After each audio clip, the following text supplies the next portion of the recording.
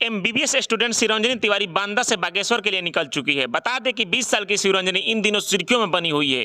वो अपनी मनोकामना का कलश लेकर बागेश्वर धाम जा रही है। साथ ही बाबा धीरेन्द्र शास्त्री को प्राणनाथ बता रही है और उनके सामने शादी का प्रस्ताव लेकर जा रही है। तो जी हाँ, नमस्कार दोस्तों, स्वागत है आप सबका हमारे यूट्यूब चैनल में। अगर हमारे यूट्यूब चैनल पर नए होंगे तो हमारे यूट्यूब चैनल को सब्सक्राइब कर लेंगे। तो जी हाँ, मैं आपको बता दूं, बागेश्वर धाम के पीठाधीश्वर धीरेन्द्र शास्त्री से शादी का सपना संजोई एमबीबीएस स्टूडेंट शिवरंजनी तिवारी शनिवार को बांदा से बागेश्वर के लिए निकल चुकी है।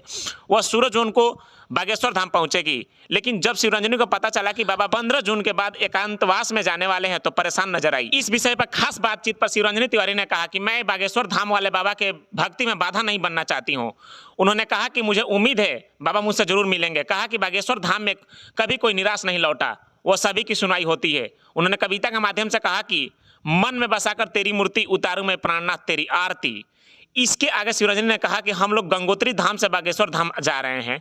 करीब 1300 किलोमीटर की पद यात्रा है। यह लगभग हम लोग पूरा करने वाले ही हैं। 50 डिग्री के टेम्परेचर में हम लोग ये पद यात्रा की है। मुझे विश्वास है कि बाबा बागेश्वर मुझसे जरूर मिलेंगे। मीडिया वाले ने शिवरंजनी तिवारी से पूछा कि धीरेन्द्र शास्त्री ने शादी से इनकार कर दिया तो आप क्या करेंगी।